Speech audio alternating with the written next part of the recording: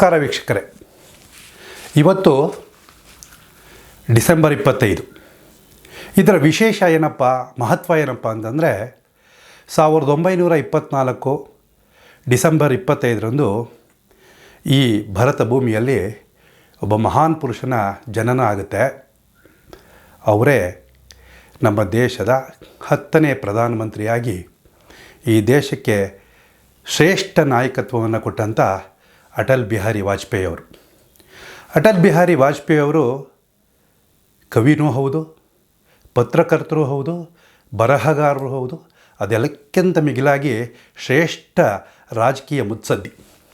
ಈ ಹಿನ್ನೆಲೆಯಲ್ಲಿ ನಾವು ಇವತ್ತು ಅವರನ್ನು ಅರ್ಥ ಮಾಡ್ಕೊಳ್ತಾ, ಅವರ ವ್ಯಕ್ತಿತ್ವವನ್ನು ತಿಳ್ಕೊಳ್ತಾ, ಅವರನ್ನು ಸ್ಮರಣೆ ಮಾಡ್ತಾ, ಅಂಥ ಒಬ್ಬ ಶ್ರೇಷ್ಠ ನಾಯಕತ್ವದಲ್ಲಿ ನಾವು ನಮ್ಮನ್ನು ಆಳಿಸ್ಕೊಂಡ್ವಲ್ಲ, ಅವ್ರ ಜೊತೆ ನಾವು ಇದ್ವಲ್ಲ, ಅಂಥ ಕಾಲಘಟ್ಟದಲ್ಲಿ ನಾವು ಇದ್ದಿದ್ದೇ ನಮ್ಮ ಒಂದು ಶ್ರೇಷ್ಠತೆ ಅಂತ ಒಂದು ಹೆಮ್ಮೆಯಿಂದ ಹೇಳ್ಕೊಳ್ತಾ ಅವರ ವ್ಯಕ್ತಿತ್ವವನ್ನು ತಿಳ್ಕೊಳ್ಳೋ ಅಂಥ ಪ್ರಯತ್ನ ಮಾಡೋಣ.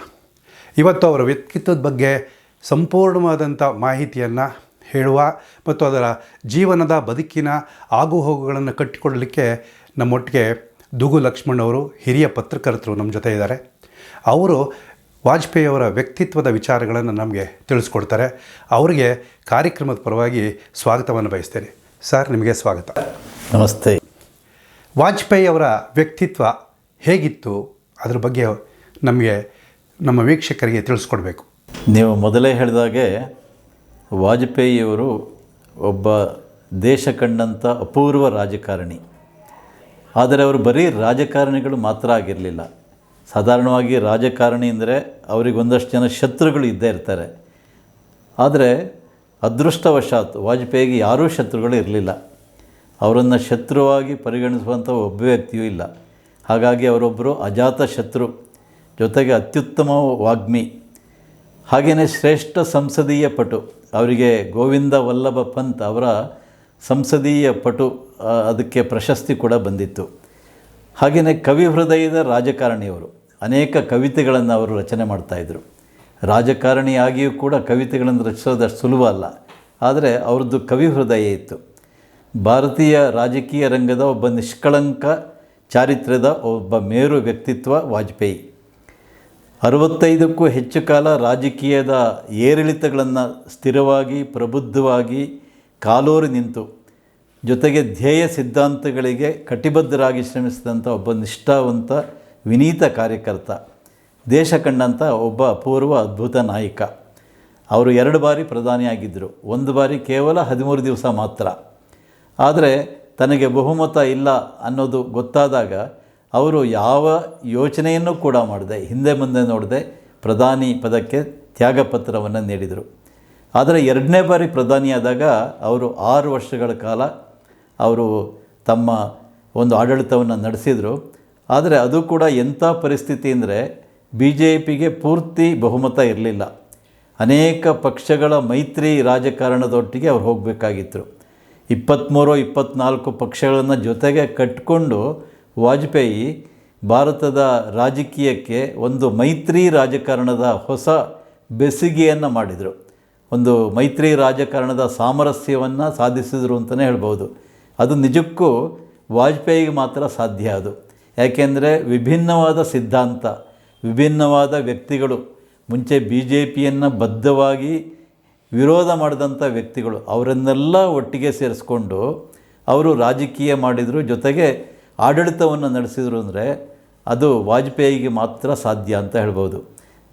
ಮಮತಾ ಮತ್ತು ಜಯಲಲಿತಾ ಇಂತಹ ದೇಶದ ಒಂದು ರೀತಿ ಹೇಳೋದಾದರೆ ಒಂದು ವಿಶಿಷ್ಟವಾದ ಒಂದು ವಿಚಿತ್ರವಾದ ರಾಜಕಾರಣಿಗಳು ಅವರೆಲ್ಲ. ಯಾವುದೋ ಸಂದರ್ಭದಲ್ಲಿ ವಾಜಪೇಯಿ ಜೊತೆಗೆ ಸಿಟ್ಟು ಮಾಡಿಕೊಂಡು ದೂರ ಹೋಗಿದ್ದು ಉಂಟು. ಅಂಥವ್ರನ್ನೆಲ್ಲ ಸೇರಿಸ್ಕೊಂಡು ಅವರು ರಾಜಕೀಯ ಮಾಡಿದರು. ಹಾಗಾಗಿ ಅವರು ಭಾರತದ ರಾಜಕೀಯ ಕಂಡಂಥ ಒಬ್ಬ ವಿರಳ, ಅಪೂರ್ವ, ಅದ್ಭುತ ನಾಯಕ ಅಂತ ನಾವು ಖಂಡಿತ ಅವ್ರ ಬಗ್ಗೆ ಹೇಳ್ಬೋದು. ಈಗ ತಾವೇ ತಿಳಿಸಿದ್ರಿ, ವಾಜಪೇಯಿ ಅವರು ಒಂದು ವಿಭಿನ್ನವಾದಂಥ ವ್ಯಕ್ತಿತ್ವವನ್ನು ಹೊಂದಿದ್ದವರು ಅಂತ. ಹಾಗಾದರೆ ಹಲವಾರು ಜನ ವಿಭಿನ್ನ ವಿಚಾರಧಾರೆಗಳನ್ನು ಇಟ್ಕೊಂಡಂಥ, ಮತ್ತು ಒಬ್ಬರು ಇನ್ನೊಬ್ಬರ ವಿಚಾರಕ್ಕೆ ಅಷ್ಟೊಂದು ಒಗ್ಗದೇ ಇದ್ದಂಥ 10 ಜನಗಳನ್ನು ಕಟ್ಕೊಂಡು, ಒಂದು ರೀತಿಯಲ್ಲಿ ಹೇಳೋದಾದರೆ ಕಪ್ಪೆನ ತಕ್ಕಡಿಗೆ ಹಾಕಿದ್ರೆ ಹೇಗೆ ತೂಗೋದು ಕಷ್ಟನೋ ಅಂತಹ ಒಂದು ವಿಭಿನ್ನ ವಿಚಾರಗಳನ್ನು ಹೊಂದಿದ್ದಂಥ ರಾಜಕೀಯ ಪಕ್ಷಗಳನ್ನು, ರಾಜಕೀಯ ಮುಖಂಡರುಗಳನ್ನು, ನಾಯಕರನ್ನು ಒಟ್ಟಾಗಿ ತೆಗೆದುಕೊಂಡು ಹೋಗ್ತಾ ರಾಜಕಾರಣವನ್ನು ಮಾಡಿದಂಥ, ನಾಯಕತ್ವವನ್ನು ಕೊಟ್ಟಂಥ ವಾಜಪೇಯಿ ಅವರು, ಅವರ ದೃಷ್ಟಿಯಲ್ಲಿ ಭಾರತ ಅಂದರೆ ಅವರ ಕಲ್ಪನೆಯಲ್ಲಿ ಹೇಗಿತ್ತು, ನನ್ನ ಭಾರತ ಕಲ್ಪನೆ ಹೇಗೆ ಅಂತ ಕೇಳೋದಾದರೆ ಯಾವ ರೀತಿ ಭಾರತವನ್ನು ಅವರು ನೋಡಿದರು?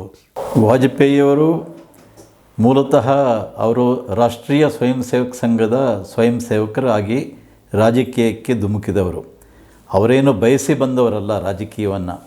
ಸಂಘದ ಸೂಚನೆ ಮೇರೆಗೆ ಅವರು ರಾಜಕೀಯಕ್ಕೆ ಬಂದರು. ಪಂಡಿತ್ ದೀನ್ ದಯಾಳ್ಜಿ ಜೊತೆಗೆ ಅವರು ಕೆಲಸವನ್ನು ಮಾಡಿದರು. ಅದಕ್ಕೂ ಮುಂಚೆ ಶ್ಯಾಮ್ ಪ್ರಸಾದ್ ಮುಖರ್ಜಿ ಅವರ ಜೊತೆ ಕೂಡ ಕೆಲಸ ಮಾಡಿದರು. ಸಂಘ ರಾಜಕೀಯ ರಂಗಕ್ಕೆ ಕಳಿಸ್ಕೊಟ್ಟಿದ್ದರಿಂದ ಅವರು ರಾಜಕೀಯ ರಂಗವನ್ನು ಪ್ರವೇಶಿಸಬೇಕಾಯಿತು. ಅವ್ರಿಗೆ ತನ್ನದೇ ಆದಂಥ ಒಂದು ದೃಷ್ಟಿ ಇತ್ತು ಭಾರತದ ಬಗ್ಗೆ. ಅವರು ಅನೇಕ ಸಂದರ್ಭದಲ್ಲಿ ಅದನ್ನು ತಮ್ಮ ಬೇರೆ ಬೇರೆ ಭಾಷಣಗಳಲ್ಲಿ ಹೇಳ್ಕೊಂಡಿದ್ದಾರೆ. ಅವರು ನನ್ನ ಭಾರತ ಅದು ಹೇಗಿರಬೇಕು ಅಂತ ಭಾಳ ಸ್ವಾರಸ್ಯವಾಗಿ ಹೇಳಿದ್ದಾರೆ. ತನ್ನ ಹಿಂದಿನ ವೈಭವ ಮತ್ತು ಒಳ್ಳೆಯತನಗಳನ್ನು ಉಳಿಸಿಕೊಂಡು ಭವಿಷ್ಯದೆಡೆಗೆ ದೃಷ್ಟಿ ನೆಟ್ಟ ಭಾರತ ನನ್ನದು. ತನ್ನ ಹಕ್ಕುಗಳ ಪ್ರಜ್ಞೆ ಇರುವ ಮತ್ತು ತನ್ನ ಕರ್ತವ್ಯಗಳ ಬಗ್ಗೆಯೂ ಸದಾ ಜಾಗೃತರಾಗಿರುವ ಸಮಾಜ, ಅಭ್ಯುದಯ ಹೊಂದಿರುವ ಶ್ರೀಮಂತ ಸಮಾಜ ಮತ್ತು ಅದೇ ಸಮಯದಲ್ಲಿ ಒಬ್ಬ ವ್ಯಕ್ತಿಯ ಯೋಗ್ಯತೆಯನ್ನು ಕೇವಲ ಆತನ ಸಂಪತ್ತಿನ ಮೂಲಕ ಅಳೆಯದ ಜನರ ಮನೋಸ್ಥಿತಿ ಅದು ಭಾರತದಲ್ಲಿರಬೇಕು. ಸಾಮಾಜಿಕ ಸಂಘರ್ಷ, ಅನಕ್ಷರತೆ ಮತ್ತು ಅಪೌಷ್ಟಿಕತೆಗಳಿಂದ ಮುಕ್ತವಾಗಿರುವ ಭಾರತ ನನ್ನದಾಗಿರಬೇಕು. ತನ್ನ ಅಂತಾರಾಷ್ಟ್ರೀಯ ಸ್ಥಾನಮಾನಗಳ ಬಗ್ಗೆ ವಿಶ್ವಾಸ ಹೊಂದಿರುವ ಶಾಂತಿಯುತ ಭಾರತ ನನ್ನದಾಗಿರಬೇಕು. ಭಾರತದ ಜನರ ಅಭ್ಯುದಯಕ್ಕಾಗಿ ವಿಜ್ಞಾನವನ್ನು ಬಳಸುವ ತಾಂತ್ರಿಕವಾಗಿ ಬಲಾಢ್ಯವಾದ ಭಾರತ ನನ್ನ ಭಾರತ ಆಗಿರಬೇಕು. ಜನರ ಜೀವ ಮತ್ತು ಗೌರವದ ರಕ್ಷಣೆಗಾಗಿ ಕಾನೂನು ಮತ್ತು ಸುವ್ಯವಸ್ಥತೆಯ ನಿರ್ವಹಣೆಗೆ ಅಗ್ರ ಪ್ರಾಶಸ್ತ್ಯ ನೀಡುವ ಮೂಲಕ ನಾವು ಇಂತಹ ಭಾರತವನ್ನು ಕಟ್ಟಬಹುದು. ಇದರೊಂದಿಗೆ ಭ್ರಷ್ಟಾಚಾರ ಮುಕ್ತ ಮತ್ತು ಮೂಲಭೂತ ಸೌಕರ್ಯ ಹೊಂದಿದ ದೇಶದ ನಿರ್ಮಾಣ ನಮ್ಮ ಗುರಿಯಾಗಬೇಕು. ಇದನ್ನು ಸಾಧಿಸಬೇಕಾದರೆ ಸ್ಥಿರವಾದ, ಪಾರದರ್ಶಕವಾದ, ಬಲಶಾಲಿಯಾದ, ಕರುಣಾಮಯಿ ಮತ್ತು ಕಳಕಳಿ ಹೊಂದಿರುವಂಥ ಸರ್ಕಾರದ ಅವಶ್ಯಕತೆ ಇದೆ ಅನ್ನೋದು ವಾಜಪೇಯಿಯ ದೃಷ್ಟಿಯ ಭಾರತ ಆಗಿತ್ತು. ಅದ್ಭುತವಾದಂಥ ಭಾರತದ ಕಲ್ಪನೆಯನ್ನು ಹೊಂದಿದ್ದನ್ನು ನೀವು ತಿಳಿಸ್ಕೊಟ್ರಿ. ನಾನೆಲ್ಲೋ ಒಂದು ಕಡೆ ಕೇಳಿದಂಥ ಇದೆ. ಯಾಕೆಂದರೆ ಅವರು ಸಂಸತ್ತಿನಲ್ಲಿ ಮಾತಾಡುವಾಗ ಒಂದು ಸಾರಿ ಈ ದೇಶದ ಮೊದಲ ಪ್ರಧಾನಿಯಾಗಿದ್ದಂಥ ನೆಹರು ಅವರು ಒಂದು ಮಾತು ಹೇಳ್ತಾರೆ, ಈ ಹುಡುಗ ಮುಂದೆ ಈ ದೇಶವನ್ನು ಪ್ರಧಾನಿ ಸ್ಥಾನಕ್ಕೆ ಏರುವಂಥ ಎಲ್ಲ ಲಕ್ಷಣಗಳು ಇವನಲ್ಲಿದೆ ಅಂತ. ಅದನ್ನು ಸಾಕಾರನೂ ಮಾಡಿದ್ರು ವಾಜಪೇಯಿಯವರು.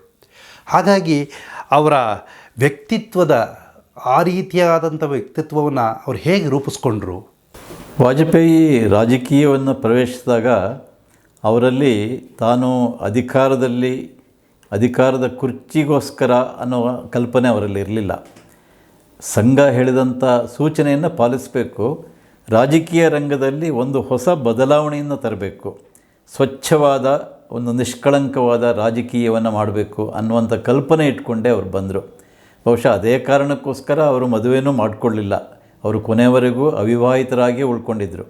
ಅವ್ರು ಯಾವತ್ತೂ ನಾನು ಬ್ರಹ್ಮಚಾರಿ ಅಂತ ಹೇಳ್ಕೊಳ್ಳಿಲ್ಲ, ಆದರೆ ನಾನೊಬ್ಬ ಅವಿವಾಹಿತ ಅಂತಲೇ ಹೇಳ್ಕೊಳ್ತಾಯಿದ್ರು. ಪೂರ್ತಿ ತನ್ನ ಜೀವನವನ್ನು ಅದಕ್ಕೋಸ್ಕರನೇ ಸಮರ್ಪಣೆ ಮಾಡಿದರು. ಅವರು ರಾಜಕೀಯ ರಂಗದಲ್ಲಿ ಬಹುಶಃ ಸಂಸತ್ ಸದಸ್ಯರಾಗಿ, ರಾಜ್ಯಸಭಾ ಸದಸ್ಯರಾಗಿ ಅವರು 50ಕ್ಕೂ ಹೆಚ್ಚು ವರ್ಷಗಳ ಕಾಲ ಅಲ್ಲಿದ್ದರು. ಶ್ರೇಷ್ಠ ಸಂಸದೀಯ ಪಟು ಅಂತ ಕೂಡ ಅವರು ಹೇಳಿಸ್ಕೊಂಡಿದ್ರು. ಎಲ್ಲ ವಿಷಯಗಳ ಬಗ್ಗೆ ಗೊತ್ತಿತ್ತು ಅವರಿಗೆ. ಎಲ್ಲ ರಾಜಕೀಯ ರಂಗದ ವಿದೇಶಾಂಗ ನೀತಿ ಇರ್ಬೋದು, ಆರ್ಥಿಕತೆ ಇರ್ಬೋದು, ಅಥವಾ ಸಾಮಾಜಿಕ ಸಾಮರಸ್ಯ ಇರ್ಬೋದು, ತುಳಿತಕ್ಕೆ ಒಳಗಾದವರ ಬಗ್ಗೆ ಇರ್ಬೋದು, ಅವ್ರ ಬಗ್ಗೆ ಕಾಳಜಿ ಬಗ್ಗೆ ಇರ್ಬೋದು, ಎಲ್ಲ ವಿಷಯಗಳನ್ನು ಅವರು ಕ್ರಮೇಣ ಅಧ್ಯಯನ ಮಾಡ್ತಾ ಬಂದರು. ಹಾಗಾಗಿ ಅವರಿಗೆ ದೇಶದ ಸಮಸ್ಯೆಗಳು ಕೂಡ ಅರ್ಥ ಆಗ್ತಾ ಹೋಯಿತು ಮತ್ತು ಏನು ಮಾಡಬೇಕು ನಾವು ಅನ್ನೋದು ಕೂಡ ಅವರಿಗೆ ಗೊತ್ತಾಗ್ತಾ ಹೋಯಿತು.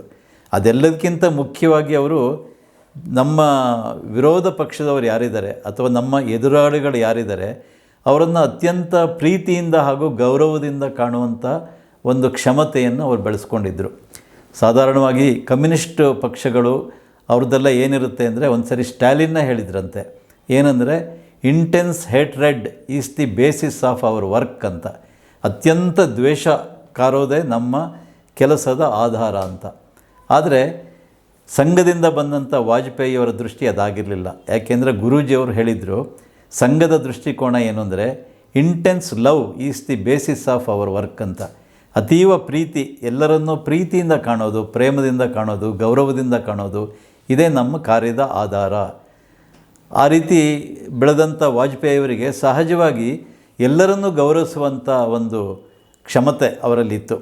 ಅದು ಕಮ್ಯುನಿಸ್ಟ್ನವರಿರಲಿ, ಸಮಾಜವಾದಿಗಳಿರಲಿ, ಕಾಂಗ್ರೆಸ್ನವರಿರಲಿ, ಎಲ್ಲರನ್ನೂ ಬಹಳ ಗೌರವದಿಂದ ಅವ್ರು ಕಾಣ್ತಾಯಿದ್ರು. ಹಾಗೆ ನೋಡಿದರೆ ಕಾಂಗ್ರೆಸ್ಸು ಬದ್ಧ ವಿರೋಧ ಪಕ್ಷ ಆಗಿತ್ತು. ಆಡಳಿತದಲ್ಲಿ ಅವರೇ ಇದ್ದಿದ್ದು ಹೆಚ್ಚು ಕಾಲ. ಅವರನ್ನು ಯಾವಾಗಲೂ ಟೀಕೆ ಮಾಡಲೇಬೇಕಾಗಿತ್ತು.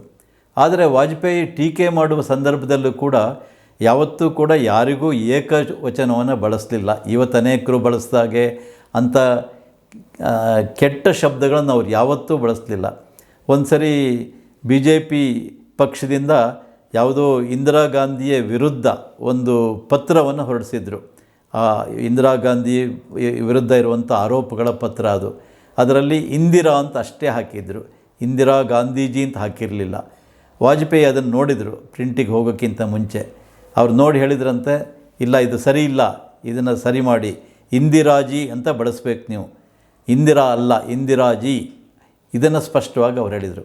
ಅಂದರೆ ವಿರೋಧ ಪಕ್ಷದಲ್ಲಿ ಇದ್ದವ್ರನ್ನೂ ಕೂಡ ಗೌರವದಿಂದ ಕಾಣಬೇಕು ಅಂತ. ಸ್ವತಃ ಸುಭದ್ರ ಜೋಶಿ ಇದ್ದರು, ಆಗ ಹಿರೇನ್ ಮುಖರ್ಜಿ ಇದ್ದರು, ಅನೇಕ ಕಮ್ಯುನಿಸ್ಟ್ ದೊಡ್ಡ ದೊಡ್ಡ ಲೀಡರ್ಗಳೆಲ್ಲ ಇದ್ದರು, SA ಡಾಂಗೆ ಇದ್ದರು. ಅವರೆಲ್ಲರನ್ನೂ ಬಹಳ ಗೌರವದಿಂದ ಅವ್ರು ಕಾಣ್ತಾಯಿದ್ರು. ನಮ್ಮ ಸಿದ್ಧಾಂತ ಬೇರೆ, ನಮ್ಮ ಆದರ್ಶ ಬೇರೆ ಇರ್ಬೋದು, ಆದರೆ ನಾವು ಪರಸ್ಪರ ಒಬ್ಬರನ್ನು ಇನ್ನೊಬ್ಬರು ಗೌರವಿಸೋದನ್ನು ಕಲ್ತ್ಕೋಬೇಕು. ಮೂಲತಃ ನಾವೆಲ್ಲರೂ ಮನುಷ್ಯರ ನಡುವೆ ಪ್ರೀತಿ ಇರಬೇಕೇ ಹೊರತು ದ್ವೇಷ ಇರಬಾರ್ದು. ಇದು ವಾಜಪೇಯಿಯವರ ಸಂಕಲ್ಪ ಆಗಿತ್ತು. ಹಾಗಾಗಿ ಅವರನ್ನು ಅಜಾತ ಶತ್ರು ಅಂತ ಎಲ್ಲರೂ ಕರೆದರು.